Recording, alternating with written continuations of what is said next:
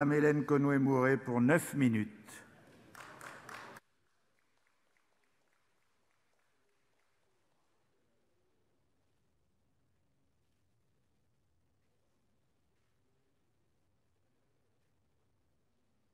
Monsieur le Président, vous présidez très bien.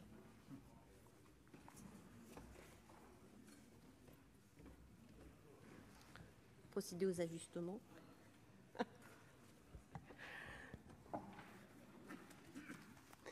Monsieur le Président, Monsieur le Ministre, Monsieur le Président et rapporteur, mes chers collègues, l'année dernière, je regrettais à cette tribune la réduction des moyens dans la droite ligne de la saignée infligée à ce ministère depuis plus de 20 ans.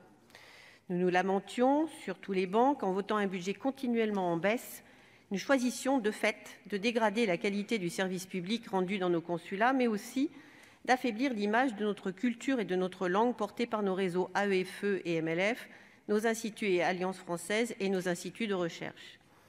Par solidarité gouvernementale, vous défendiez très naturellement les arbitrages rendus. En 2018, nous avons voté contre la suppression des 33 millions d'euros qui a déstabilisé l'AEFE et contre la suppression de plus de 240 postes en 2 ans. Nous ne voulions pas voter un budget qui n'était pas à la hauteur de nos ambitions et nous ne voulions pas donner raison à Bercy qui demande chaque année de nouvelles économies. Nous souhaitions également montrer notre solidarité à l'égard des personnels à qui l'on demande de faire toujours plus avec des moyens réduits. Alors, avons-nous été entendus ou la crise sanitaire a-t-elle tout simplement suspendu les coupes? Notre ambition demeure la même, celle de préserver nos moyens, voire les consolider par les amendements que nous proposons.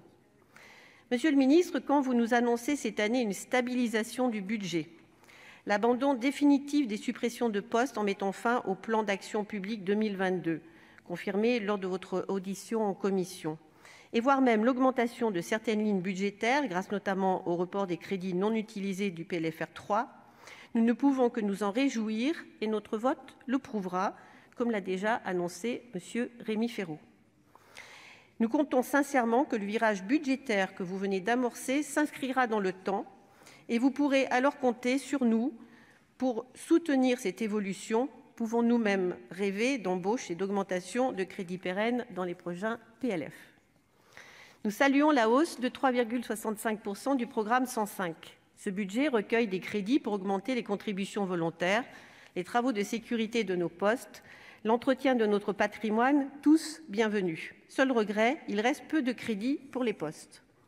Mais je tiens à saluer l'effort budgétaire particulier qui s'inscrit dans la lignée des gouvernements de François Hollande, où la sécurité passive de nos entreprises est devenue prioritaire, puisque 204 millions d'euros lui ont été affectés depuis 2015. Et un réel effort avait déjà été fait dès 2013 pour le centre de crise. Je tiens tout particulièrement à saluer le rôle des membres des comités de sécurité et de nos élus locaux qui se réunissent afin de répondre au mieux aux situations locales.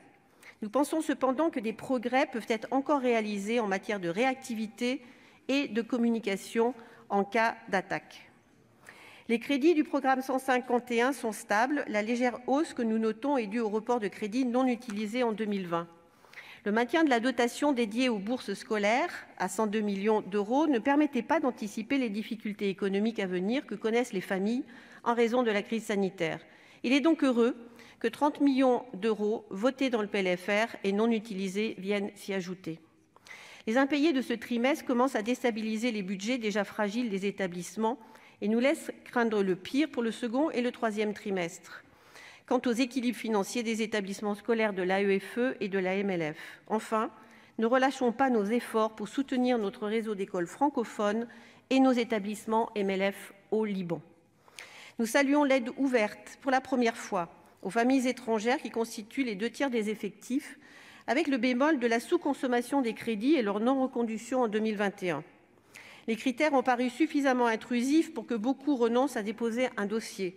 Enfin, les instructions sont arrivées dans les postes parfois trop tard pour le dépôt des demandes. Ces dysfonctionnements sont l'expression dans de nombreux pays de la faiblesse des équipes en effectifs trop réduits. Le télétravail ne permet pas de couvrir toutes les missions. Nos compatriotes du collectif Love is not tourism, séparés de leurs conjoints, en ont été les premières victimes au vu de la lenteur du traitement de leurs demandes. Pour ce qui est maintenant de l'aide sociale, en raison d'un cadrage trop serré des conditions d'éligibilité aux aides, Force est de constater que les crédits débloqués pour ces aides exceptionnelles n'ont pas été utilisés à la hauteur des besoins. Seuls 2,5 millions d'euros ont été versés grâce à une révision des critères d'attribution, alors que nous savons que de nombreux compatriotes se trouvent dans des situations très précaires.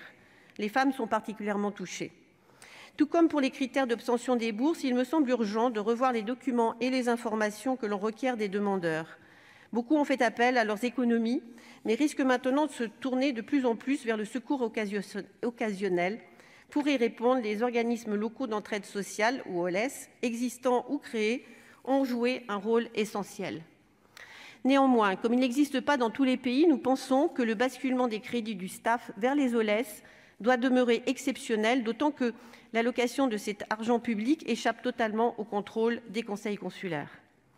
Je souhaiterais maintenant aborder la question des élections consulaires reprogrammées en mai 2021. Pour désigner les futurs 443 conseillers des Français de l'étranger, près de 1,8 million de compatriotes seront appelés à voter en présentiel et par voie électronique. Néanmoins, il semblerait que pour des raisons de sous-effectif, mais également économiques, il ait été demandé aux postes de réduire le nombre des bureaux de vote.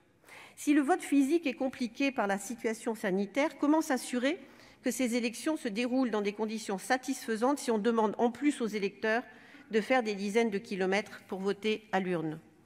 On ne peut pas non plus compter sur le seul vote électronique qui se heurte à certains endroits à la fracture numérique et une incertitude quant à l'organisation optimale du vote par la société retenue.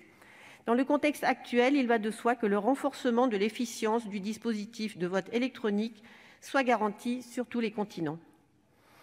Enfin, le budget de programme 185 est stable, avec des évolutions contrastées.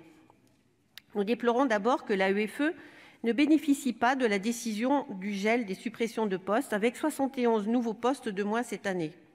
Les conséquences ne sont pas neutres.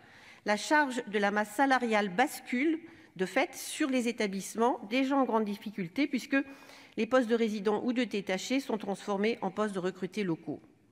La crise sanitaire frappe également de plein fouet le réseau de nos alliances françaises. Les 2 millions d'euros déployés ont certainement évité des fermetures.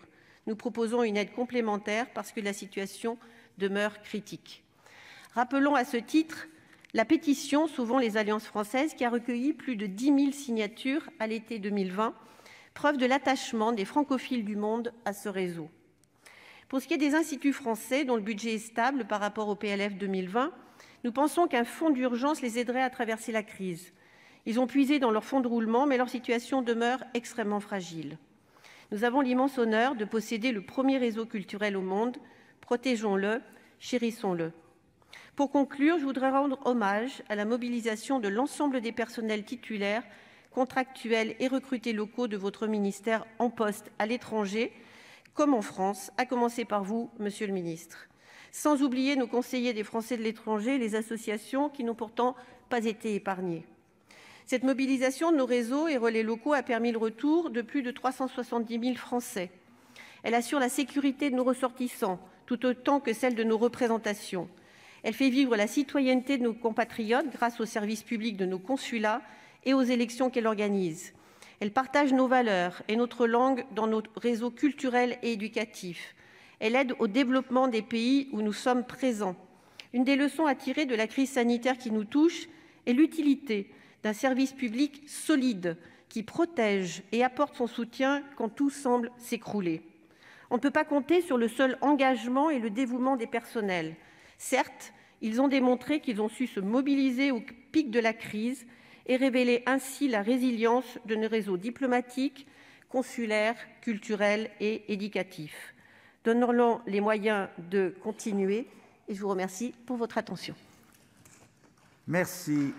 La parole est maintenant au président